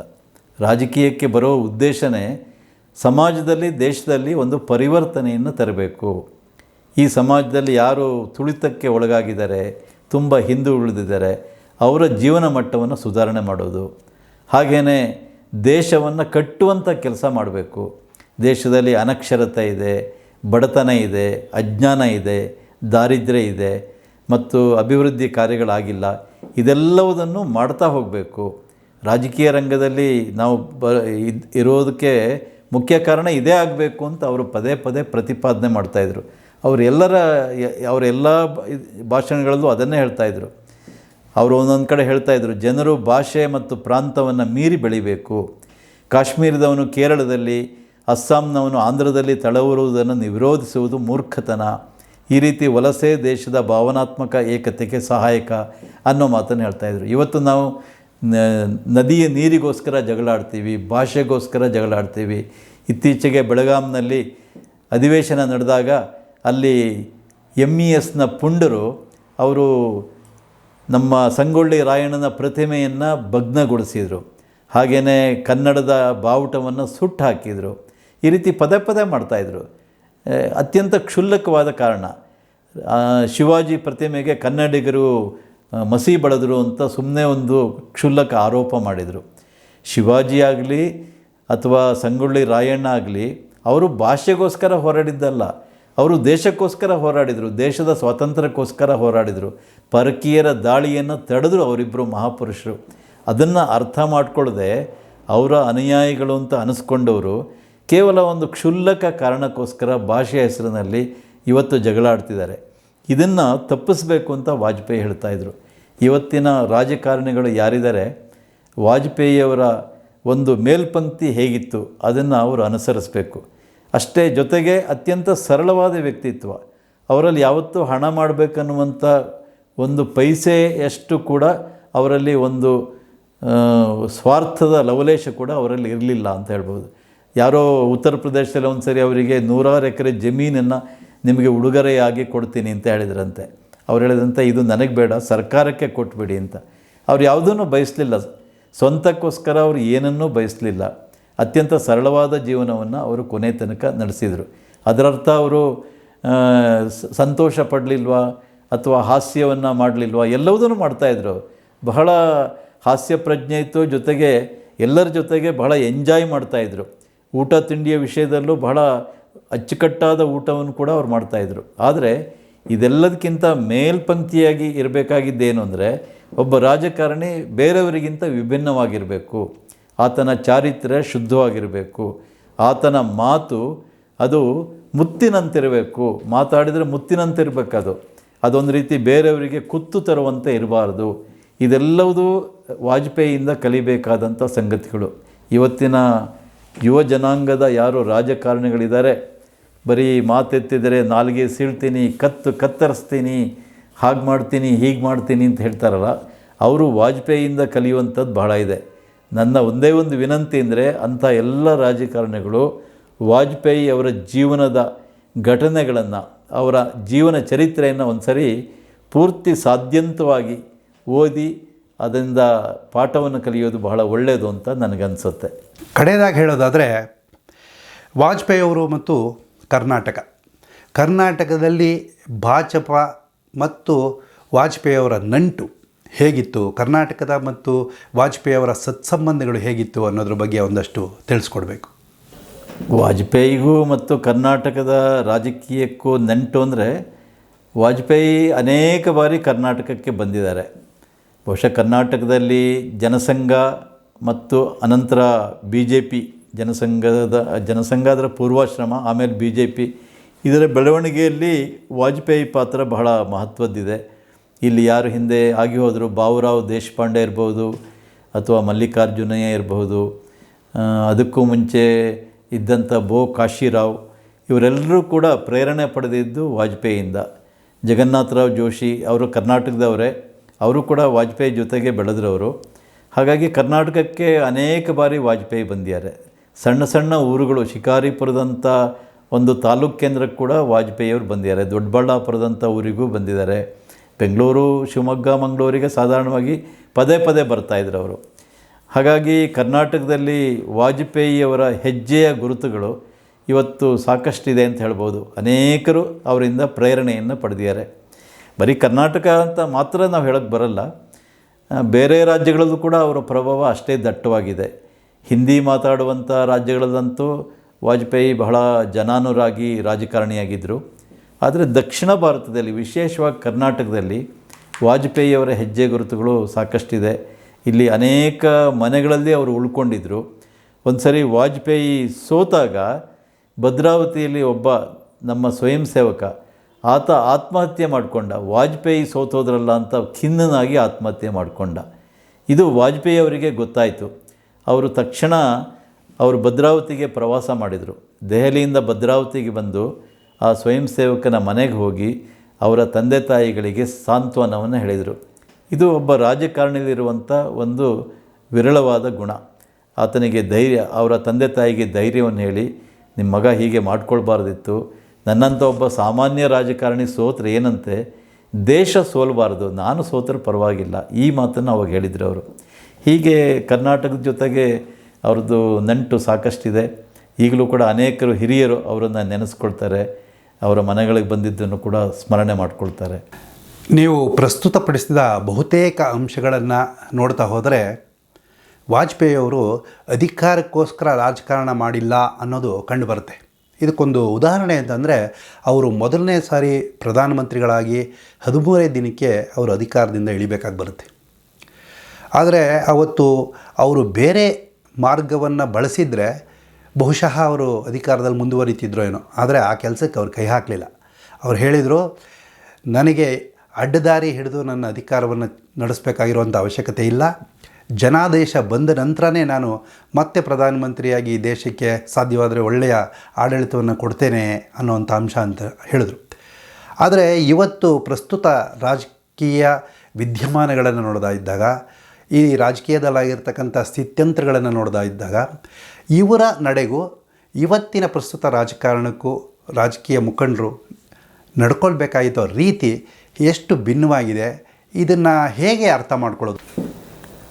ಇವತ್ತಿನ ರಾಜಕಾರಣಕ್ಕೆ ವಾಜಪೇಯಿಯವರು 13 ದಿವಸ ಪ್ರಧಾನಿಯಾಗಿದ್ದನ್ನು ತಳುಕು ಹಾಕಿದರೆ ಬಹಳ ವಿಷಾದ ಆಗುತ್ತೆ. ಯಾಕೆಂದರೆ ಅವರು ಕೇವಲ ಒಂದು ಓಟಿನಿಂದ, ಅವ್ರಿಗೆ ಅಕಸ್ಮಾತ್ ಒಂದು ಓಟು ದಕ್ಕಿಸ್ಕೊಳ್ಳೋದು ವಾಮ ಮಾರ್ಗದಿಂದ ಏನೂ ಕಷ್ಟ ಇರಲಿಲ್ಲ, ಪ್ರಯತ್ನ ಪಟ್ಟಿದ್ರೆ ಆಗ್ತಾಯಿತ್ತು. ಆದರೆ ವಾಜಪೇಯಿಗೆ ಅಂಥ ರಾಜಕೀಯ ಇಷ್ಟ ಇರಲಿಲ್ಲ. ಅವರಿಗೆ ಶುದ್ಧವಾದ, ಪರಿಶುದ್ಧವಾದ ರಾಜಕೀಯ, ಅದೇ ಅವರು ವಾಜಪೇಯಿ ಅವರ ಜೀವನದ ಗುರಿಯಾಗಿತ್ತು. ಹಾಗಾಗಿ ಅವರು ನಾನು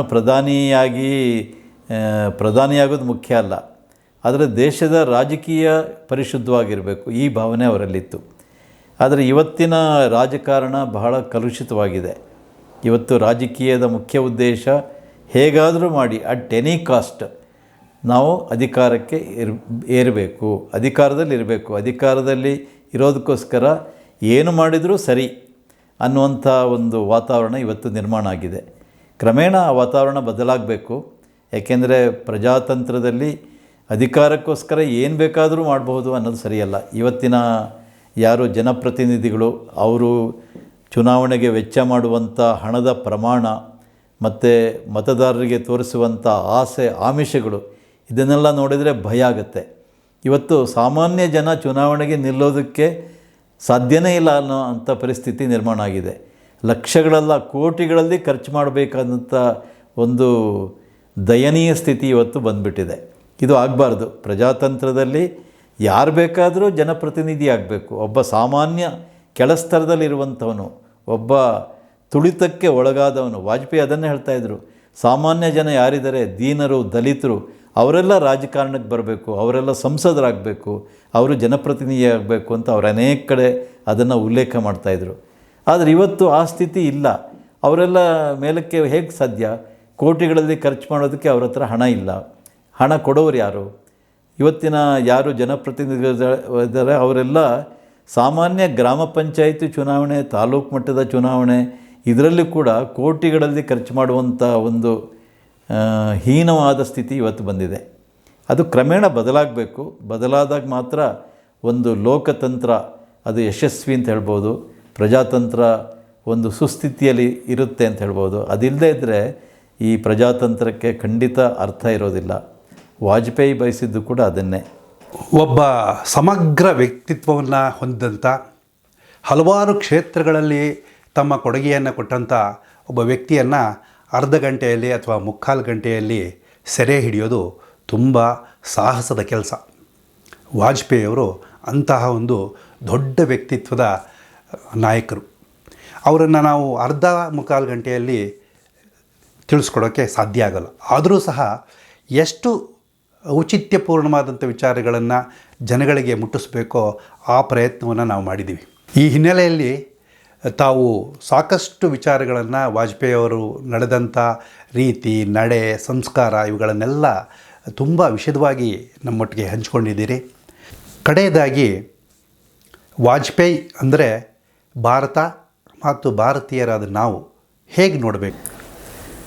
ವಾಜಪೇಯಿ ನಾನು ಮೊದಲೇ ಹೇಳಿದಾಗೆ ದೇಶ ಕಂಡಂಥ ಒಬ್ಬ ಅಪೂರ್ವ ರಾಜಕಾರಣಿ. ಅವರಿಗೆ ಯಾರೂ ಶತ್ರುಗಳಿರಲಿಲ್ಲ. ಅದರರ್ಥ ಅವರು ಬಹಳ ಸಾಫ್ಟ್ ಆಗಿದ್ದರು, ತುಂಬ ಎಲ್ಲರ ಜೊತೆಗೆ ರಾಜಿ ಮಾಡಿಕೊಂಡಿದ್ರು ಅಂತ ಖಂಡಿತ ಅಲ್ಲ. ಒಂದು ಸರಿ ಅವರೇ ಒಂದು ಮಾತನ್ನು ಹೇಳಿದ್ದಾರೆ, ಅಣುಬಾಂಬಿಗೆ ಉತ್ತರ ಯಾವುದು? ಅದಕ್ಕೆ ಅವ್ರು ಏನು ಹೇಳಿದ್ದಾರೆ ಅಂದರೆ, ಅಣುಬಾಂಬಿಗೆ ಅಣುಬಾಂಬೆ ಉತ್ತರ, ಇದನ್ನು ಬಿಟ್ಟು ಬೇರೆ ಪರಿಹಾರ ಇಲ್ಲ. ಅದಕ್ಕೆ ಅವರು ಉದಾಹರಣೆಯನ್ನು ಕೊಟ್ಟಿದ್ದಾರೆ. ಅಮೇರಿಕದ ಬಳಿ ಆ ಬಾಂಬ್ ಬಿದ್ದು ಜಪಾನಿನ ಬಳಿ ಅದಿಲ್ಲದಿದ್ದಾಗ ಅಣುಬಾಂಬನ್ನು ಜಪಾನಿನ ವಿರುದ್ಧ ಬಳಸಲಾಯಿತು. ಅಮೇರಿಕ ಹಿರೋಶಿಮಾ ನಾಗಸಾಕಿಯಲ್ಲಿ ಬಾಂಬ್ ಹಾಕ್ತು. ಜಪಾನ್ನ ಹತ್ರ ಇರಲಿಲ್ಲ ಅಣುಬಾಂಬು. ಅಕಸ್ಮಾತ್ ಜಪಾನ್ನ ಹತ್ರ ಇದ್ದಿದ್ದರೆ ಆಗ ಅಮೇರಿಕಕ್ಕೆ ಜಪಾನಿನ ಮೇಲೆ ಅಣುಬಾಂಬ್ ಹಾಕುವಂಥ ಧೈರ್ಯ ಬರ್ತಿರಲಿಲ್ಲ. ಹಾಗೆಯೇ ಎರಡನೇ ಮಹಾಯುದ್ಧದಲ್ಲಿ ಜರ್ಮನಿ ಮತ್ತು ಮಿತ್ರ ರಾಷ್ಟ್ರ ಪಡೆಗಳೆರಡು ವಿಷಾನಿಲ ಹೊಂದಿದ್ದರಿಂದ ಅದನ್ನು ಉಭಯ ದೇಶಗಳು ಬಳಸಲಿಲ್ಲ. ಈ ಮಾತನ್ನು ಹೇಳಿದ್ದಾರೆ. ಅಂದರೆ ಅವರು ಎಷ್ಟು ಸಾಫ್ಟೋ ಬೇರೆ ವಿಚಾರಗಳಲ್ಲಿ ಅಷ್ಟೇ ಒಂದು ವಜ್ರಾದಪಿ ಕಠೋರಾನಿ ಮೃದೂನಿ ಕುಸುಮಾದಪಿ ಅಂತ, ವಜ್ರದಷ್ಟು ಕಠಿಣವಾಗಿದ್ದರು ಅವರು. ಯಾವುದಕ್ಕೆ ಯಾವುದು ಉತ್ತರ ಕೊಡಬೇಕು ಅಂತ. ಅವರು ಪ್ರಧಾನಿಯಾಗಿದ್ದಾಗ ರಾಜಸ್ಥಾನದ ಪೋಖ್ರಾನ್ನಲ್ಲಿ ಅಣುಬಾಂಬಿನ ಪರೀಕ್ಷೆ ಮಾಡಿದ್ದು ಇದೇ ಉದ್ದೇಶಕ್ಕೋಸ್ಕರ. ಯಾವುದೋ ದೇಶದ ಮೇಲೆ ಬಾಂಬ್ ಹಾಕಬೇಕು ಅಂತಲ್ಲ, ಆದರೆ ನಮ್ಮ ಹತ್ರ ಸಾಮರ್ಥ್ಯ ಇದೆ, ನಮ್ಮ ವಿರುದ್ಧ ಕಡೆಗಣ್ಣಿನಿಂದ ನೋಡಬೇಡಿ ಅನ್ನುವಂಥ ಎಚ್ಚರಿಕೆಯನ್ನು ಶತ್ರು ರಾಷ್ಟ್ರಗಳಿಗೆ ಕೊಡೋದಕ್ಕೆ ಅವರು ಅಣುಬಾಂಬಿನ ಪರೀಕ್ಷೆಯನ್ನು ನಡೆಸಿದರು. ಅದಕ್ಕೆ ಅಮೇರಿಕ ಅದೆಲ್ಲ ಬಹಳ ಅದರ ವಿರುದ್ಧ ತಿರುಗಿ ಬಿತ್ತು, ಅದೆಲ್ಲ ಬೇರೆ ವಿಚಾರ. ಆದರೆ ವಾಜಪೇಯಿ ಅವರು ಒಂದು ಭಾರತಕ್ಕೆ ಭರವಸೆ, ಧೈರ್ಯ ಕೊಟ್ಟಂಥ ಒಬ್ಬ ಮಹಾನ್ ನಾಯಕ. ಭಾರತ ಅಂದರೆ ಯಾವುದೋ ಒಂದು ದರಿದ್ರ ಸ್ಥಿತಿಯಲ್ಲಿರುವಂಥ ದೇಶ ಅಲ್ಲ. ಅದು ಮನಸ್ಸು ಬಂದರೆ ಖಂಡಿತ ತಿರುಗಿ ಬೀಳುತ್ತೆ. ಅಂದರೆ ಅವರು ನಾವು ಸ್ನೇಹಕ್ಕೂ ಸಿದ್ಧ, ಸಮರಕ್ಕೂ ಬದ್ಧ.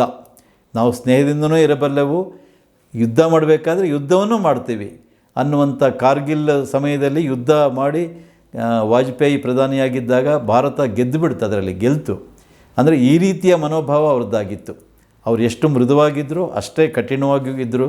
ಹಾಗಾಗಿ ಅಂತಹ ಒಬ್ಬ ರಾಜಕಾರಣಿಯನ್ನು ನಾವು ಸದಾ ನೆನಪಿಟ್ಕೊಳ್ಬೇಕಾಗುತ್ತೆ, ಸದಾಕಾಲ ನೆನಪಿರಬೇಕಾಗುತ್ತೆ. ಅಂತಹ ವಾಜಪೇಯಿಯಂಥ ವ್ಯಕ್ತಿತ್ವ ನಮ್ಮ ರಾಜಕೀಯ ರಂಗದಲ್ಲಿ ಇನ್ನಷ್ಟು ಸಂಖ್ಯೆಯಲ್ಲಿ ಹೆಚ್ಚಾದರೆ ಆಗ ನಮ್ಮ ರಾಜಕೀಯ ರಂಗದಲ್ಲಿ ಒಂದು ಬದಲಾವಣೆಯನ್ನು ಕಾಣೋದು ಕೂಡ ಸಾಧ್ಯವಾಗುತ್ತೆ. ಇಷ್ಟೊತ್ತು ನಮಗೆ ವಾಜಪೇಯಿಯವರ ಜೀವನ, ಬದುಕು, ರಾಜಕೀಯ ನಡೆ ಮತ್ತು ಅವರ ನೀಡಿದಂಥ ಅದ್ಭುತವಾದಂಥ ವಿಚಾರಧಾರೆಗಳನ್ನು ನಮಗೆ ತಿಳಿಸ್ಕೊಟ್ರಿ. ನಿಮಗೆ ಧನ್ಯವಾದಗಳು. ಪ್ರಸ್ತುತ ರಾಜಕಾರಣದಲ್ಲಿ ವಾಜಪೇಯಿ ಅವ್ರನ್ನ ಯಾವ ರೀತಿ ಅರ್ಥ ಮಾಡ್ಕೋಬೇಕು, ಹೇಗೆ ಅಧ್ಯಯನ ಮಾಡಬೇಕು, ಅವ್ರ ಬದುಕಿನ ನಡೆಗಳನ್ನು ಹೇಗೆ ನಮ್ಮ ಜೀವನದಲ್ಲಿ ಅಳವಡಿಸ್ಕೊಳ್ಬೇಕು ಅನ್ನೋದು ಪ್ರಮುಖವಾದಂಥ ವಿಚಾರ. ಈ ಹುಟ್ಟುಹಬ್ಬದ ಸಂದರ್ಭದಲ್ಲಿ ವಾಜಪೇಯಿ ಅವರನ್ನು ಬರೀ ಸ್ಮರಿಸಿ ಸುಮ್ಮನಾದರೆ ಸಾಲದು. ಅವರ ನಡೆದಂಥ, ನುಡಿದಂಥ ಮತ್ತು ಆಚರಿಸಿದಂಥ ವಿಚಾರಗಳನ್ನು ನಮ್ಮ ಬದುಕಿನಲ್ಲಿ ಸ್ವಲ್ಪ ಮಟ್ಟಿಗಾದರೂ ನಾವು ಅಳವಡಿಸ್ಕೊಂಡಿದ್ದೇ ಆದರೆ ನಿಜವಾಗಲೂ ವಾಜಪೇಯಿ ಅವರ ಇವತ್ತಿನ ಹುಟ್ಟುಹಬ್ಬದ ಕಾರ್ಯಕ್ರಮವನ್ನು ನಾವು ಸ್ಮರಿಸ್ತಿರೋದಕ್ಕೆ ಒಂದು ಸಾರ್ಥಕತೆ ಅನ್ನೋದು ಬರ್ತದೆ.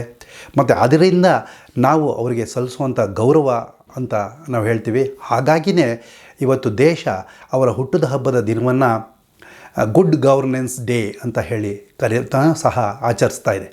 ಹಾಗಾಗಿ ಒಳ್ಳೆಯ ಆಡಳಿತವನ್ನು ಕೊಡಬೇಕಾದ್ರೆ ಒಬ್ಬ ರಾಜಕೀಯ ನಾಯಕ ಹೇಗಿರಬೇಕು, ಹೇಗೆ ನಡಿಬೇಕು, ಒಂದು ಸಾರ್ವಜನಿಕ ಬದುಕಿನಲ್ಲಿರತಕ್ಕಂಥ ವ್ಯಕ್ತಿ ಯಾವ್ಯಾವ ಗುಣಲಕ್ಷಣಗಳನ್ನು ಅಳವಡಿಸ್ಕೊಳ್ಬೇಕು, ಯಾವ್ಯಾವ ಮೌಲ್ಯಗಳ ಆಧಾರದ ಮೇಲೆ ತಾನು ನಡಿಬೇಕು ಅನ್ನೋವಂಥದ್ದನ್ನು ಬಹಳವಾಗಿ ನಾವು ವಾಜಪೇಯಿ ಅವರ ಬದುಕಿನಲ್ಲಿ ಕಂಡುಕೊಳ್ಬೋದು.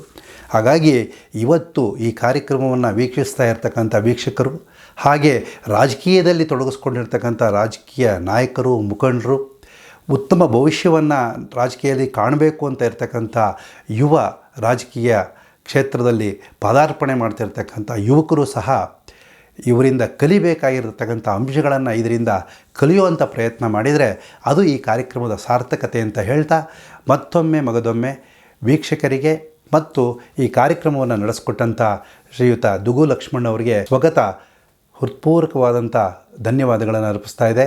ಮತ್ತೊಮ್ಮೆ ವಾಜಪೇಯಿಯವರಂತಹ ರಾಜಕಾರಣಿಗಳು ಹೆಚ್ಚಾಗಲಿ, ಒಂದು ರಾಜಕೀಯದಲ್ಲಿ ಉತ್ತಮವಾದಂಥ ಪರಿವರ್ತನೆ ಬರಲಿ, ಪ್ರಜಾಪ್ರಭುತ್ವ ಅನ್ನೋದನ್ನು ಸರಿಯಾದ ಹಿನ್ನೆಲೆಯಲ್ಲಿ ನಾವೆಲ್ಲರೂ ನಡೆಯುವಂಥದ್ದಾಗಲಿ, ಅದರ ಹಿನ್ನೆಲೆಯಲ್ಲಿ ನಾವೆಲ್ಲ ಬದುಕೋಣ.